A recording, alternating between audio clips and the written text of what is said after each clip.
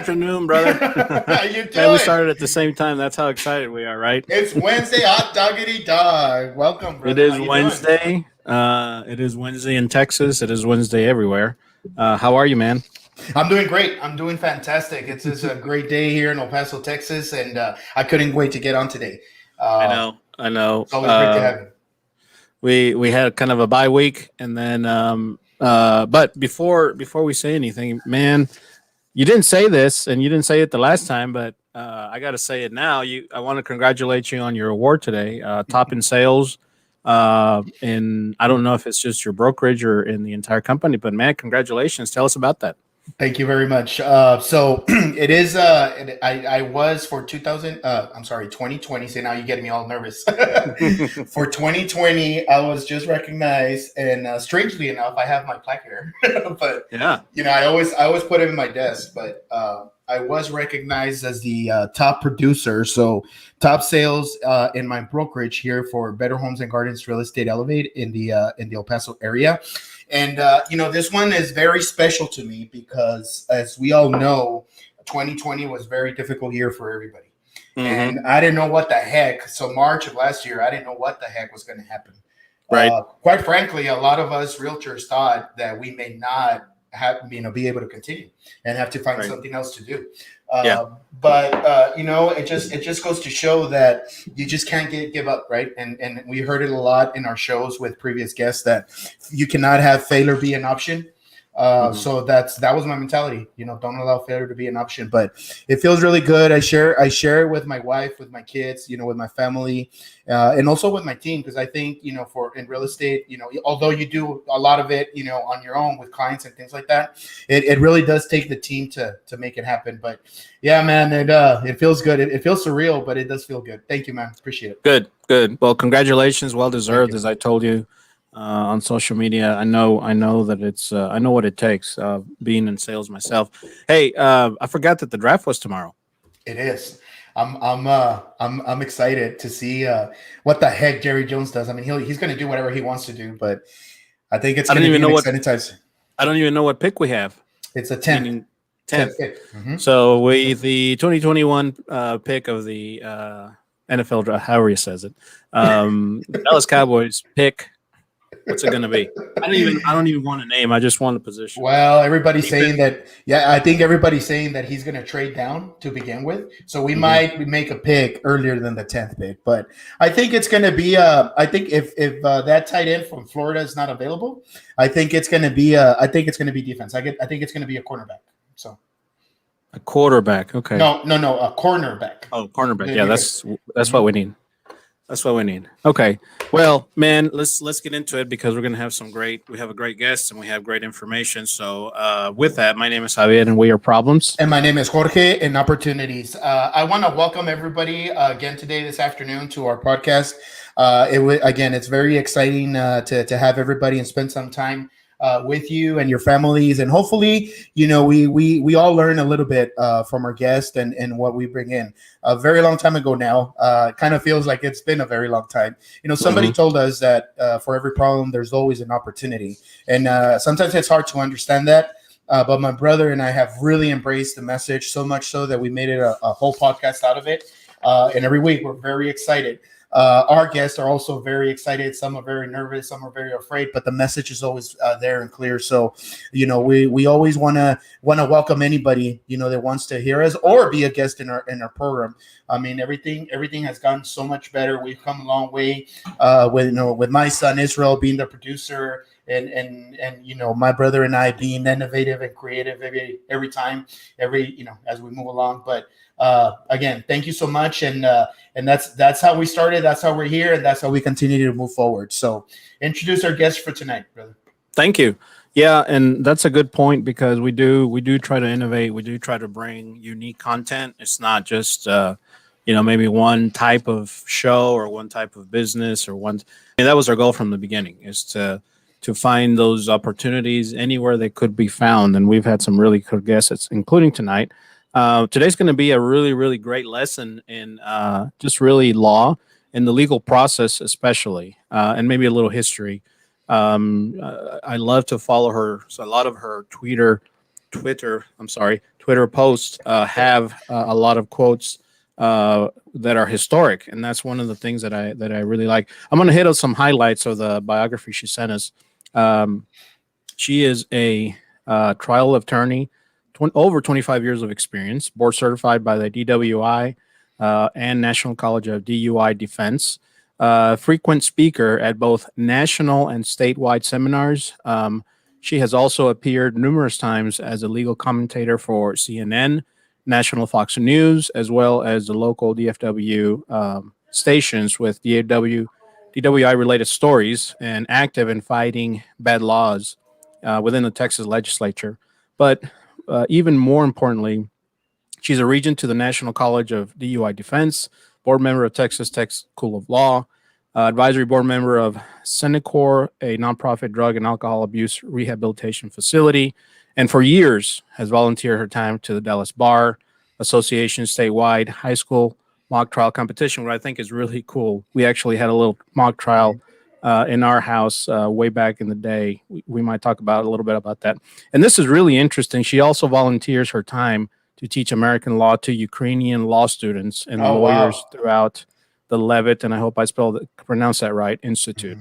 And it just goes on. But please help me welcome to our show tonight, Mimi Coffey. How are you tonight? I'm so honored to be here. Thank you, Javier. Thank you, Jorge. And by the way, I'm confused. We all love the Cowboys. I'm getting that, but I'm seeing Ranger memorabilia on the walls. So are you Ranger fans? Yes. So we're big baseball fans is the better way to put it. We love the Cowboys, but I think, we grew up around, my grandpa and, my dad, everybody big. My grandpa is actually in the Hall of Fame in Mexico, in the Baseball Hall of Fame. Yeah. So we love baseball. Yeah. He played in the 50s when, they played basically for beer and hot dogs. He played in the Mickey Mantle era of baseball, and he would always he always said a couple of things. One is that TV ruined baseball, and also that was one of them. But that's the reason for all the baseball stuff. It was really in our blood from very young. Yep. Cool. Wow. Mimi, we're so glad you're here tonight. So I kind of just give us highlights of your biography. You sent it. It was posted in the event. But what I would like to do is to let you just take us back, tell us about you and your background and your experiences, as much or as little as you want. Tell us about you so that the listeners can get to know you. Well, it's really not that interesting. So when I was 12 years old, I was running for student council treasurer, and I was practicing a speech on the fireplace, and my dad said, "You're going to be a lawyer." So like any good girl, I do what dad says. So from age 12, even though we had no lawyers in like the immediate family, I was like, okay, I'm going to be a lawyer. And I entered speech competitions in high school, tried to help, pay my way through school. And neither one of my parents actually graduated high school. My dad eventually went back and got an associate's degree. My mother's from Japan, and her dream was to come to America. So she literally hitchhiked to an American Army base, I think at age 18. Wow. And dated a lot of American GIs and married my dad, and she achieved that dream. She got here. Wow. And you settled, well, I don't want to say settled, but you grew up in the white settlement part of Fort Worth, let's just say, or Tarrant County, right? Yes, and you can say the word settled, although I love Dallas-Fort Worth. My little Japanese mom, she learned how to drive later in life, and she has like an 8-mile driving radius. So I love that. My children, so I had to stay very near, and I'm so glad that I did. I just love the area. But yes, that's you could say that I definitely settled. All my kids went to the same high school I did. So love Fort Worth, love White Settlement. Right. Well, maybe I can tell you that our mom, rest in peace. We lost her in 2019, but our mom never drove in any of the highways here in El Paso. Right. El Paso is really not considered a big city, but She always would take like if we needed to go somewhere across town, she always took back roads, and it always took like an hour to get there. But yeah, my little radius is not much bigger than that, but we'll talk about that another time. One of my goals in life right now is to have a full-time driver. If I have a full-time driver, I'll go anywhere. To the point where oh my gosh, anyway, that's not, again, for another day. Maybe, we were just talking when we signed on that I guess the way we connected was through Twitter. I signed on because that's the social that I really liked. The small little messages, and then if you wanted to read into, the rest of it, you could. But I've always enjoyed your posts because not only are they significant, but they also bring in a little history, a little lesson. For instance, saw one on April 5th about John Boehner, which I know he wrote a book and I've heard about it. Is that pretty good? I mean, now I want to read it because I know you posted about it. Well, okay, so I'm going to have to admit I did not read that book, but Javier, you are right. I am constantly reading a book about my preference is the founding fathers, the American Revolutionary time period. And so I actually have a founding fathers fervor blog, because if I get in front of a jury that looks like they want to kill my clients and I start throwing out things about the founding fathers, well, that's like magic dust. Everybody gets on board, right? Because we all believe in how the country was founded and we all believe in our rights. And so that's expanded into like military wars and culture and whatnot. But I like to post, as I'm reading something every now and then, if I find it to be inspirational, I like to post. And I also like to just follow politics. And so I think that's why you saw that retweet. Right. Well, it's great because there's a lot of things that'll get my attention, and then I'll go look it up. Then I'll go read about it. And, if it wasn't for those posts, I might not ever read about it. So the way I wanted to, I'm glad you said that about how, you approach your profession as far as, juries and just the whole thing, because the way I wanted to kind of frame, the topic for tonight, obviously you're a trial attorney, and I've always wanted to ask some of these questions in general, so to speak. My wife and I have two daughters. One of the things we did early on is decide that we were going to give them privacy and trust, maybe above anything else. And our goal was that, years later, when they were of age to understand what that means for them, they would respect that more than, whatever, they were trying to hide or not. And it really worked. Now we're there, they're 19 and 21. And I feel confident that they understand why we did it. We weren't the parents, they grew up in the explosion of socials and cell phones. So we promised them that we wouldn't go look into their stuff unless they gave us a reason to. That was really, really important to me. That was, it was so important that we just kept telling them. And I think it really did work really well. In that spirit, I want people to understand the great privilege it is to have the right to a defense in a situation, in a bad situation you might find yourself in, whether guilty or not. I mean, there's things that we all see on the news. There's a young man that drove from this area to El Paso a couple of years ago and opened fire in a big store. That seems, obvious, but even that person got a defense. That's kind of how I wanted to start this conversation. I wanted to ask you about that Sixth Amendment. Your kind of the basic nuts and bolts of that, and what your personal conviction is on that. Yeah, and by the way, great parenting, and obviously the proof is in the pudding. So that's an excellent question. That's a really common cocktail party question for lawyers, criminal defense lawyers. How do you defend somebody if you know they are guilty? So basically, if we did not have our criminal justice system, right? So whenever back in the founding father time period, the king was really upset and he said, I tell you what, you find two people you find John Hancock and Samuel Adams, and you put them on a boat and you ship them to London, and I will give them a trial. Well, we all know what kind of trial that would have turned out to be. Mm-hmm. So from the very beginnings of our country, we have prided ourselves on the fact that we the people, right? That we jurors, we the people are the best avenue to make judgments, to make sure that justice is done.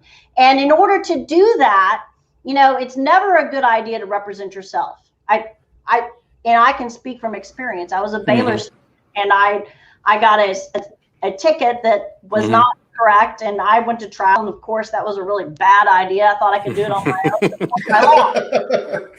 But when you have a lawyer, then the lawyer is making the state do what we, the public, expect that they will do. If there's going to be a punishment, then they must provide the evidence. And it's kind of like criminal defense lawyers in the bigger picture police the police, because it's the criminal defense lawyers. For example, today, before this podcast, I went down to the Texas DPS Garland lab. They handle a lot of blood testing, about 9,000 DWI blood tests a year in the Metroplex. And the reason why I physically went down there is because in the police report, the police officer wrote the lot number of what I thought to be like the test tube, what would be relevant for me to investigate. And yet on the videotape, when they were drawing his blood, the police officer read into his camera a different lot number. So I contacted the Collin County Assistant District Attorney, and I said, hey, I'm really concerned. What's up with this? And he said, well, now that you brought this concern to me, it's my job. So, and he tried to investigate. And bottom line is we both met at the Texas DPS Garland lab to find out what was going on. And the reason why you need a lawyer is because we're trained to do these types of things, and we know where to look. And, you know, we keep track of the problems that are happening that affect the public. And what happened in this particular case was, sure enough, you know, the officer must have had a typo. The lot number that he put in the police report was not the right lot number. The lot number that he read off in the videotape was the right lot number. But I asked the analyst, the head chemist there, I said, do you mind if I look at the actual test tube? So with Texas DPS, they were putting a lot number on the box that had the blood test tubes. But when I looked at the tube, the lot number on the tube was not the same lot number that was on the box. Wow, and that wasn't even. Well, and the reason why that's relevant is because the Beta Dickinson, which makes those tubes, they had a recall because they accidentally had tubes go out in a particular batch that did not have any of the preservative. And you need to have preservatives so that you don't have fermentation. And so I said, well, how in the world am I supposed to know that if you guys, and they don't, if you guys don't put the lot number of the tube on your chain of custody, and yet here we are thinking that this lot number that's read out is important, and that's not even the right lot number. So, I mean, I could give you countless examples of the things that we keep up with that are very relevant, and we make sure that the system is fair and that the system doesn't run over somebody. We do the best we can to prevent that. Yeah, you know, I was a little short story. Mom, I think she was only ever stopped, and I'm gonna say I'm confident. My brother correct me, but I'm confident it was only once. I was about to say only once. That's it. And it was she turned right too fast, or maybe too slow. Yeah. So she didn't stop at a stop sign. She just yielded. Yep. And she was given a ticket, and she absolutely did not agree with. Oh, she was fighting. You would have thought that this was a serious criminal offense, and it was not. Most people would have just let it go, or whatever was easiest. But she was not going to let that go, and that kind of started the process of her, because at the moment she was a permanent resident of this country, but that kind of started the process of becoming a citizen, I think, because she understood that she had the right to go defend herself. So that got me thinking on how big of a privilege, we have it is in this country, because you're innocent until proven guilty. So I wanted to for people to understand that, because we can watch Law and Order, we can watch all these shows and think we know what's going on, but if you ever found yourself in that situation, I mean, even I'm in the insurance business, and even when there's an accident, even if it's a minor accident, the shock of that event, people are incapable of thinking clearly like they normally would. I always preach to people, the most important thing you can do in an accident is to have a witness. And then I kind of explain the process of what to get and things like that, So I can't imagine in something more severe than that. So I always try to preach that. And we do. Maybe I want to tell you that my sister, and I don't know if she's listening, or I'll make sure that she listens to this podcast, because I think it'll be an eye opener for her. But so here in El Paso, we've been a very big dilemma with the Patrick Crucius situation. You know who he is? No. Okay, so Patrick, he's the shooter at the Walmart that that he had you know what I'm talking about, the event in 2018? Yes. Okay. So he pleaded not guilty, right? When he went to his indictment, is what we call it. I think that's the process, part of the process where the arraignment. The arraignment, yes. So he pleaded not guilty, and we've had countless conversations. Well, my brother and my sister have. I kind of chime in now and then, but because my sister says, why does he have that right to say that he's not guilty when it's obvious to everybody that he did it? People, it's just a very passionate subject, Yeah. So when you use the legal terms "not guilty," right? All that means is that what he is saying is, bring the evidence. He's saying, prove the case. But on the flip side of it, when a jury says not guilty, that does not mean that the jury thinks that that person is innocent. That just means that they have a reasonable doubt in the evidence in the case. Right. They might be 99% certain that the person is guilty, but if they have a reasonable doubt, then that's the verdict. Not guilty does not equate to innocent. There's never been a jury that stood up and said on a legal jury verdict form, we the jury find citizen so-and-so innocent. That concept is not in the legal system in terms of how we make decisions. Right. And you know what? And I think it's so critical that, it's understood how it works. And I'm we're very privileged to have that right. Something happens, you just make a mistake, that we actually have that right to go through the process, to go through the system. Yeah. And when you bring up that terrible El Paso situation, I think that's a problem that lawyers need to talk about. And when it comes to particularly policing, like when I went to Texas Tech Law School, I didn't take a class on mental health, and yet I deal with that in my practice.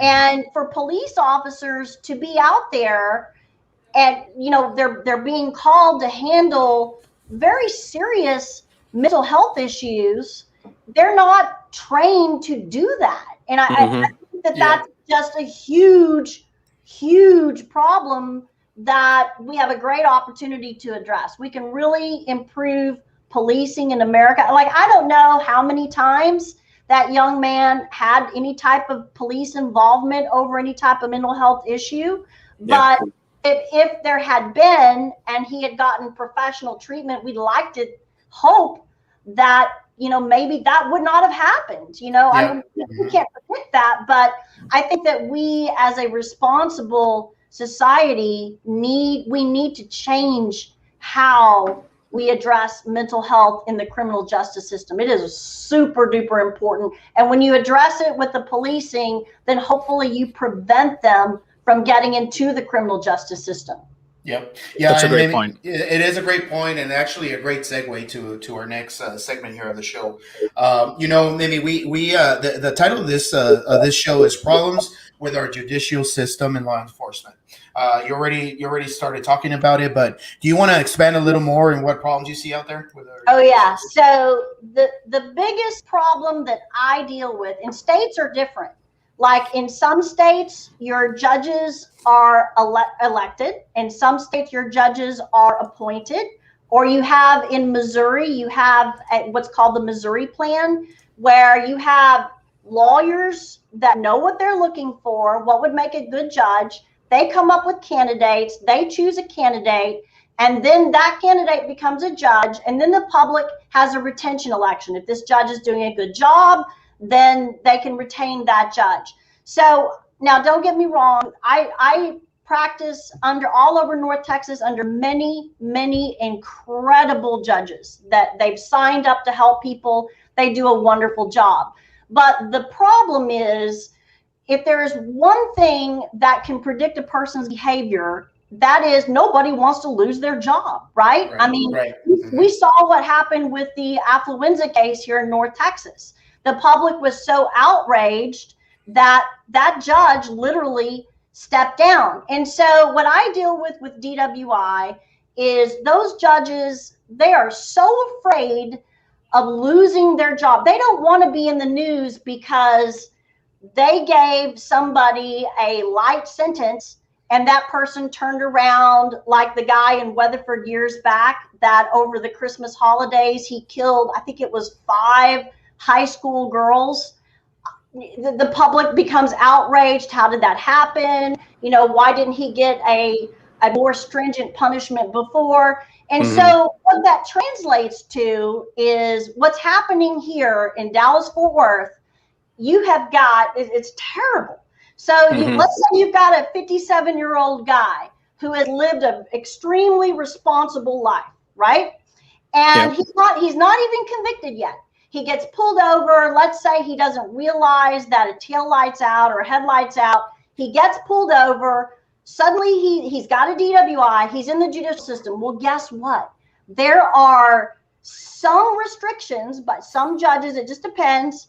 Countywide, it depends. But a lot of times you'll have this guy who's a productive guy, and maybe he's making business deals over, cocktails sometimes, business lunches. Right. Now suddenly he hasn't even gone to court and he's told, oh, you may not consume a drop of alcohol. I mean, that's crazy because the judges are so afraid that, they want to CYA, right? Well, if I put out this judicial order, it's a pretrial order, you may not consume any alcohol. Well, if the guy goes out and kills somebody, well, I'll just, I've got it. I can tell the news. He was under an order not to consume alcohol. Well, the vast majority of people that get a first-time DWI are never coming back.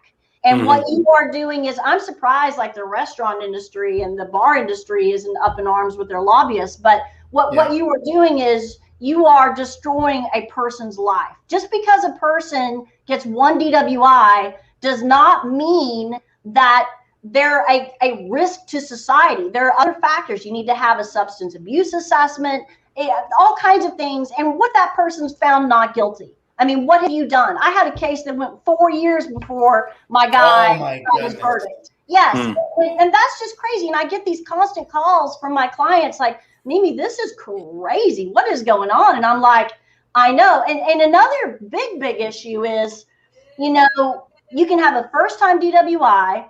You're on probation, right? And you have this order. You've got some counties where you can't have anything to drink before you get sentenced. And then you can't drink after you get sentenced.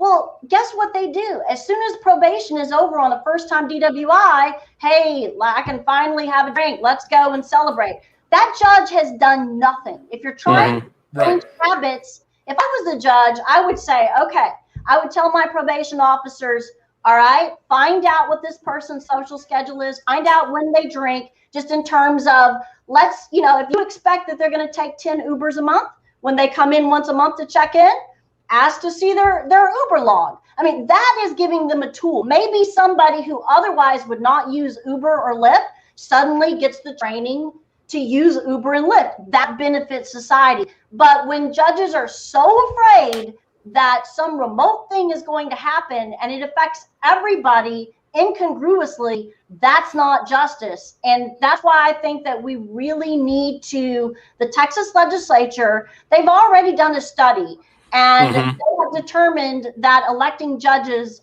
the lawyers responded to the study, that is not, the majority of lawyers said, no, that is not how you get your best judge.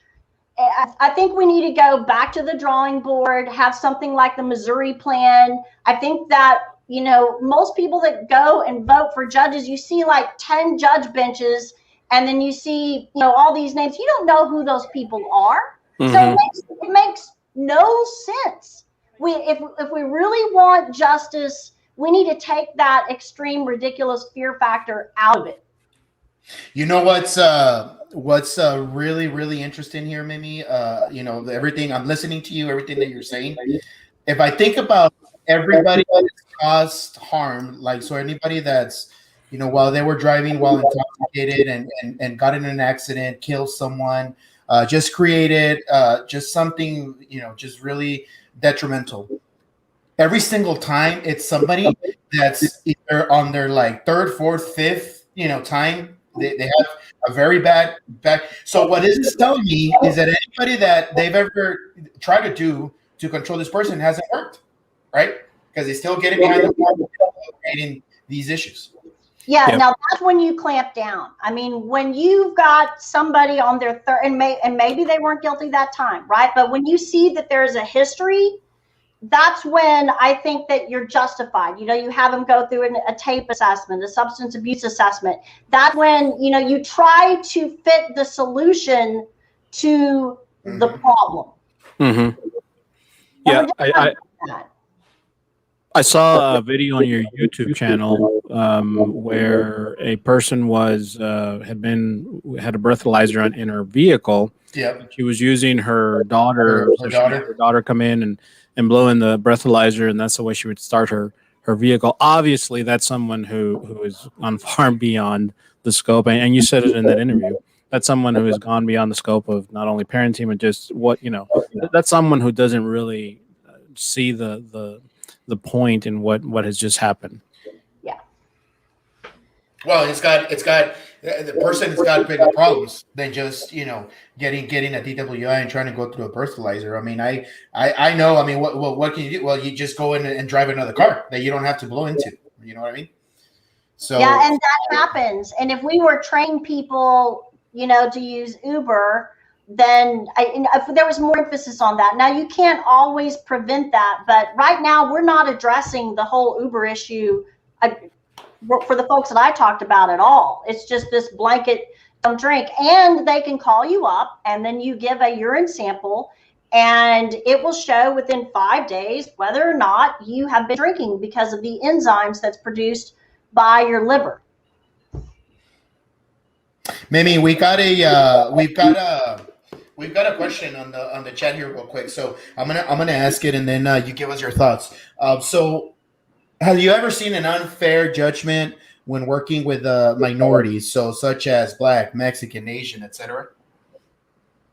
So I think that all of us, when we watch the news and we see all of this police violence with minorities, I think that we're all aware of what is happening at that level.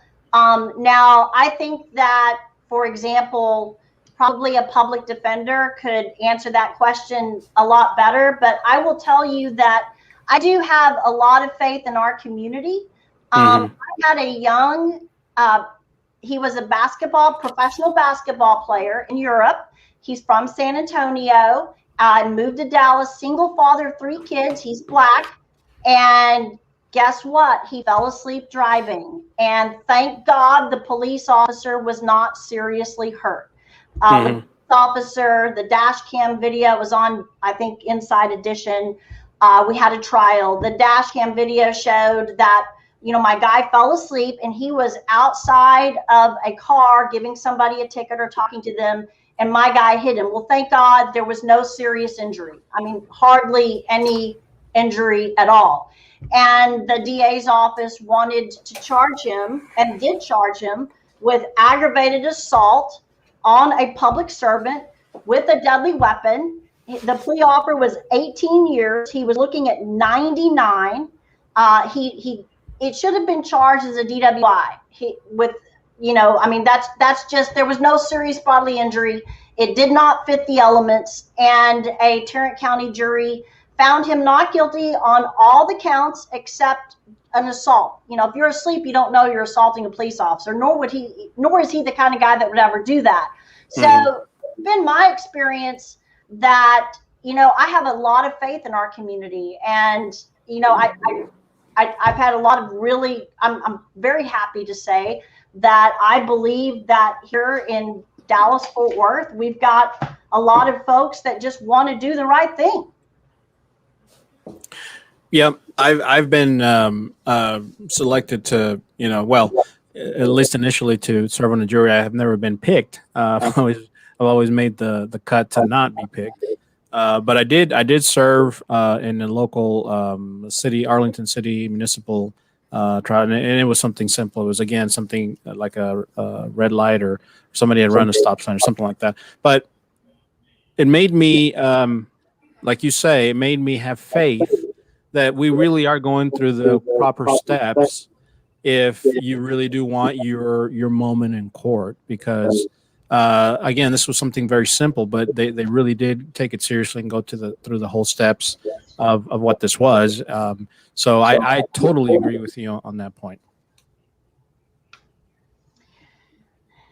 Yeah, no, with respect to what's happening with the police, right? And we keep seeing, oh my gosh, every week we've got another heinous incident with a person of color being handled unjustifiably by the police, or shot or killed or whatnot. You know, if you ask the question, I wonder what would happen if we took away governmental immunity, right? Let's say, for example, Fort Worth City Council said, you know, our Fort Worth police are overworked, and we're going to hire some companies, and but they really need to know the law, and they're going to go out and enforce it, but we're not going to give them any immunity. My predictions are that you would not see what we are seeing. Maybe some, but not to the level that we are seeing it as. If you're a doctor and you make a mistake, you know, you answer for that mistake. If you're an architect and, you know, the building falls, you better believe that you can be sued. And when we tell police officers, hey, you work for the government, so we've got this governmental immunity, I think that we can help solve the problem with legislation. No one is above the law, and responsible people are going to do the best they can to follow it. And the problem is, you know, we've got so many fantastic police officers out there, so many fantastic cops. And when these fantastic cops see somebody stepping over the line, right? I don't know if you guys know Leon Reed of Fort Worth. He's a criminal defense lawyer, former Marine. He walked on foot all the way from Fort Worth to Austin to meet with the governor, who refused to meet with them because he wanted to talk about great ideas about police reform.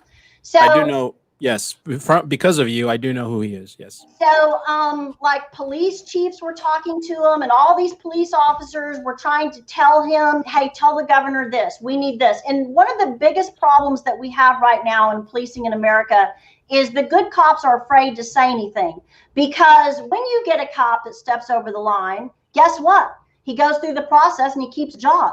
Or if he keeps his job, or if he loses his job, he just goes to another police department. We have no national registry to follow that. to see what's going on.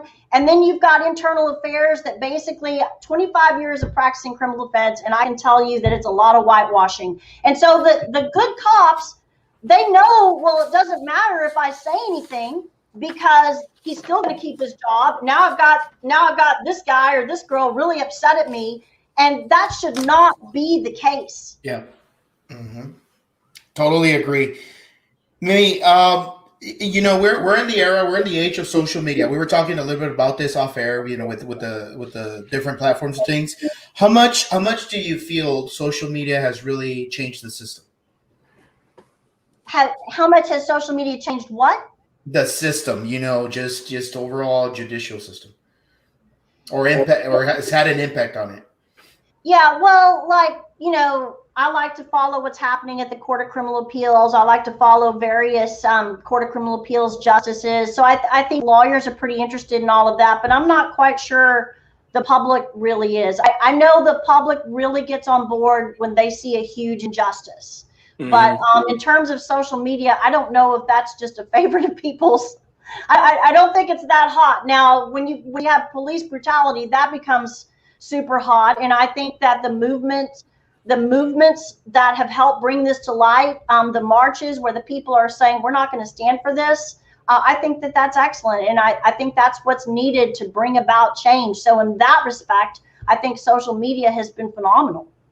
Yeah, and the reason why I brought up the question is because earlier today I watched your interview with about the situation with Kraft, the New England Patriot, Robert Kraft, the New England Patriots owner, and you know, some of the publicity, quote unquote, stunts, you know, on there and stuff like that, which is why it kind of intrigued me. It really caught my attention. Yeah, well, I think that Robert Kraft is a really good guy, and actions speak louder than words. When you look at all of his philanthropy, you know, his donations, the people that he helps. Okay, all right. So, like, I think that that's a family matter. But anyway, that's my opinion on it. Yeah, it definitely sensationalizes. So it's good and bad. You know, it gets a message out for a positive movement, but it also convicts someone without even, you know, well, at least in the public eye. Mimi, I wanted to kind of, you know, talk a little bit about yourself a little more anyway, because I didn't really read the last paragraph of your bio, but it's so great, all the things that you do. So you're a graduate of Brewer High School, and for the people listening that are not from around here, that's one of the high schools near kind of far, let's call it far west side of Fort Worth, geographically. One of the things that's so great was also a video of yours, and I think the video was really your daughter. Is her name also Mimi? It is. Okay. So I want people to, and I want you to tell us about that, but yourself and all of your children have been either valedictorian or salutatorians of Brewer High School. Is that correct? That is correct. And so, Javier, I believe in your philosophy, right? Like, you want to raise the best possible citizen that you can. Well, that starts with respect. I, like you, I never, ever, ever wanted to have like passwords of my kids' social media accounts or anything like that, or no way. And with my boys, it was, I didn't even give them a curfew. I told them, I said, look, I want good grades, and I don't want you to do drugs, and be responsible citizens. And I think that the level of trust that I placed in them made them, you know, like, for example, what you're talking about with your daughters. But in terms of the academics, right. So my little Japanese mom, you know, she came to this country, and it was her dream that, you know, myself, my children, that we would live that American dream. And she said, you know, you can't do it without education. And if you want education, if you're going to do something, you better be number one at it. And she raised, my mother is 86 and she still lives with me. We've lived together since law school. Wow. And she's always emphasized, you know, do the best that you can possibly do. And so two boys became valedictorian of a fairly large high school, close to 500 in number. And then one boy was salutatorian like myself. So my daughter, she had all this pressure. And one day I could tell she had a lot of pressure. And I said, I said, Mimi, I said, you know, if you're having pressure to get, we have a wall at my house with the big newspaper article of the printed in white settlement of the valedictorians, salutatorians. And every time we have a formal dinner, she's got to look at that wall of honor. And I said, look, Mimi, I said, you know, stop the pressure. You're not doing it to be a part of this family. You're not doing it to please me. You're not doing it to please your brothers. You're doing this. Whatever you do and achieve is for you. And I think she must have been about a freshman or sophomore. And you could just tell at that point, her whole face changed. And I think that was a real turning point for her. I can't speak for the boys. They're all just right. But I'm proud of what they have done for themselves. And I really appreciate my mom, and I give my mom and them all the credit. Yeah. When it's taken me a long time in my adult life to understand that you want to do it for yourself, whatever it is, whether it's accomplishment or letting go of something or whatever. And so it is a turning point. It is a crucial turning point that we make sure that we tried our best with our girls. You have a legacy scholarship at Brewer High School, correct? And tell us a little bit about that. Yeah, so I think that, you know, I get that from my mother, just, you know, with future generations and doing the best that you can possibly do. And I believe that if you help a young person without resources, right? I mean, they're young, and you do what you can to help them. I think that, I mean, I got $1,000 scholarship in high school from Walmart. And, you know, every time I go to Walmart, I'm like really grateful for Walmart. Right. So, you know, when you can help young people, and what I did at Brewer High School was, I really love the White Settlement Independent School District. There are a lot of folks that I went to school with that are teachers there. The superintendent went to high school with me, and they stayed in the community to give back. And so the legacy scholarships are named after those educators, and they set the parameters and they choose. And I also have a minority endowment at the Texas Tech School of Law. I just we also do a writing award at the Texas Tech School of Law that gives them, you know, a financial reward. And I just think that young people need help, and I'm privileged to be able to help them. That's something that I just really enjoy. That's awesome. And also the only other thing I wanted to ask you about is your volunteer work with the Ukrainian law students. That's pretty interesting. Tell us a little bit about that. Yeah. Okay. So here's the real skinny on that, Javier. So I mentioned that I love to read founding father books. Well, obviously, when I go to different lawyer conferences, you know, sometimes that, you know, if I find another lawyer that is obsessed with the founding fathers, that's a pretty good topic of conversation. And so there's a lawyer in Arkansas. His name is Kirby Riffle. He's a great DWI lawyer. We got to talking about founding fathers, and one day he sent me a book. It's like an amazing book about the similarities between Lyons from Vermont and Andrew Jackson. And it's it's fabulous. And Lyons was the one that was like physically attacked in Congress. It's pretty interesting stuff. And so somehow, you know, I mean, we're friends. And one day, Kirby Riffle has some pretty serious connections with the folks that handle the education of law students for Ukraine through the Levitt Institute. And I get this phone call out of nowhere, and this guy that I don't know, he says, Mimi, Kirby said he's too old, and he gave me your name, and he is recommending that you help teach law students in Ukraine. And I was like, wow, that's interesting. And I said, please tell me more. He said, well, you know, Ukraine used to be a part of the Soviet Union. They're independent, and they really want to be a Western type democracy, free market, but they're having a super duper hard time. And they basically, the reason why they're having a hard time is they're getting a lot of criticism with their judicial system, you know, accusations of bribery and whatnot. And so we are sending American lawyers in there to just teach them about our judicial system, our jury system, and how things operate.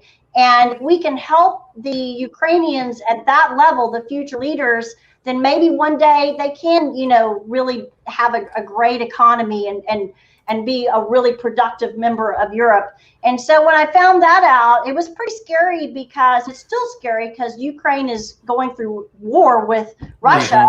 Russia took over Crimea.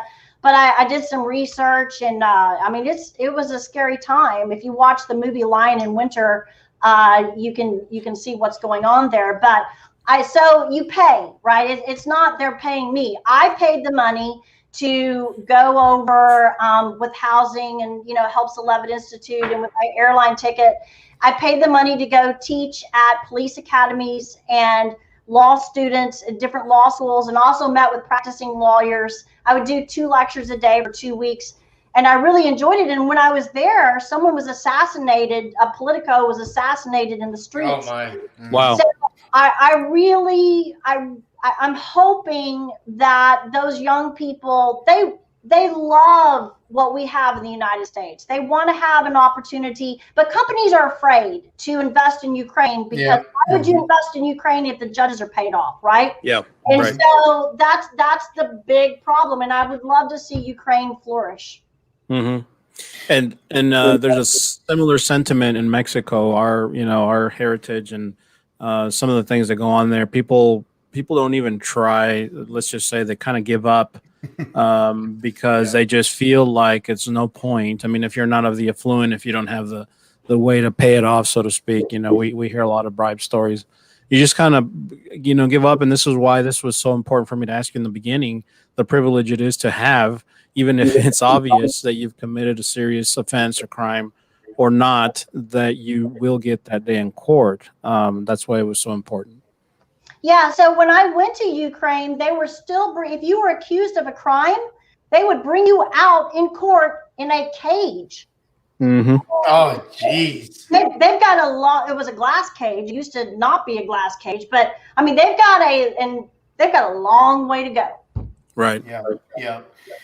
Mimi, I want to congratulate you on all your accolades and your daughters. I mean, it's great to hear, what's been happening there. And I know it's not easy, and I know you're always busy. And, that same token, thank you so much for being with us. Mimi, we always like to take at the end of our show, we always like to take the time to, crystallize in 1 or 2 main points from our conversation today. What would you like to leave behind with our audience as it relates to problems and opportunities? Yes. So, we've talked about some problems with the judicial system. We've talked about some problems with policing, and the opportunity really is vote. If you get out and you vote, then you can change things. And also, if you show up, like Javier talked about, for jury duty, he may not have been selected, but I've got so many friends that say, well, I got out of jury duty. And I'm thinking to myself, no, you need to serve on the Absolutely. jury. Because you never think that it's going to happen to you.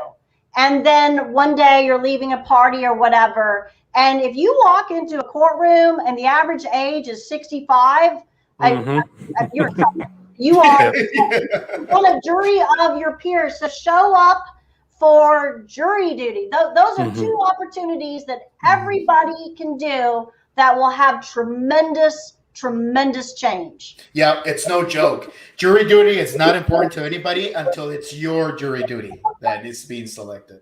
Yep.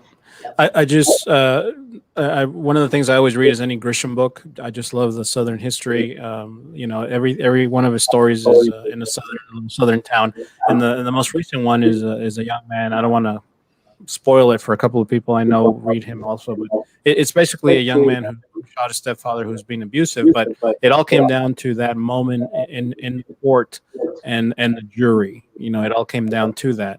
And so it is so important. That's why I take it seriously. And through the years, I've tried to preach that because we also hear that, I got out of it, or how do I get out of it, and things like that.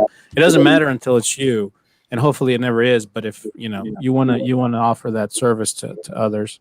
So Mimi, thank you so much again. We're always very mindful of time of yours and people watching. Certainly, so much we could keep talking so much. To talk about, but thank you so much again for spending time with us. Thank you, Javier. Now, can I ask each one of you a question about your jobs that I think would Yes. help your listeners? Sure. So, Javier, if you could, like, tell your listeners about having personal protection with insurance. For example, I have a client charged with, he was at a bar, he was upset because he thought he left his cell phone there, and he went back to try to find his cell phone. Anyway, an assault happened, right? Mm-hmm. So a PI lawyer is reaching out to me saying, because I represent him on the DWI, and the PI lawyer is saying, hey, basically, we could take care of this case. Just send over the homeowner's policy. Well, guess what? It didn't happen in the home, but if you, I forgot what y'all call it, is some kind of, the terminology, some kind of balloon package or whatever, that if something crazy happens, you would be covered. And it's so cheap to get $1 million policy. Yes. Just to have weird things be covered. Yes, it's candidly called a PUP, Yes. personal umbrella policy, but we call it PUP in the business, and it is meant to extend above and beyond the liability limits. So for people listening, your auto and your home both have limits of what it will pay out in the case of an at-fault accident. If you've caused injury to property or people, whatever that limit is on your policy, that's absolutely the only thing that will be paid. So a personal umbrella policy extends beyond that. So yes, for example, $1 million, $2 million even or more policy is literally pennies on the dollar. I mean, it's $300, $400, $500 a year, depending on some things. But one of the stories that we always talked about to people, because it's a true story. So it wasn't as as severe as that, but gentleman was mowing his lawn in his house, and he caught a can, an old, whatever kind of can it was, dog food or whatever, and the lid somehow just perfectly slid off and spun off the lawnmower and injured their neighbor. And injured, just landed perfectly in one of the main arteries of the body, and it caused, literally severe damage. This was completely and totally an accident. Now, the whole thing is bad, right? But the medical bill, everything that happened in that situation is a perfect example for this kind of protection, because it went into the millions of dollars. So it is an extension, it is an umbrella, so to speak, exactly how you said it, of what you want to protect in case something like that happens. It extends into things that your policy will stop paying.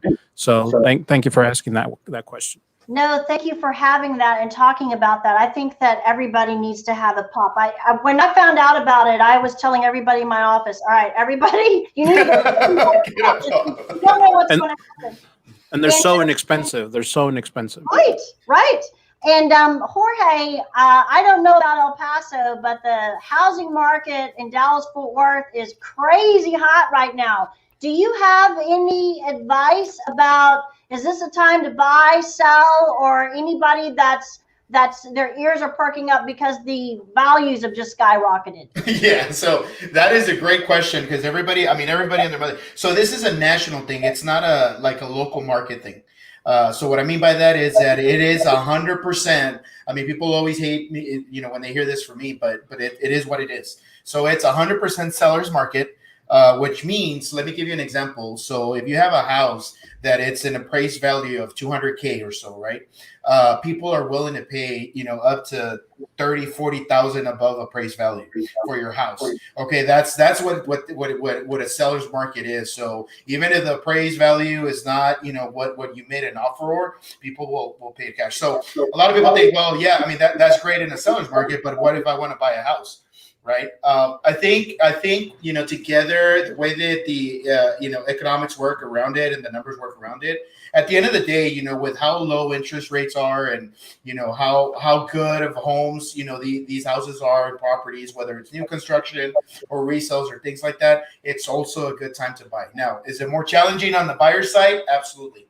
You have to have really good credit. You have to have some cash in hand.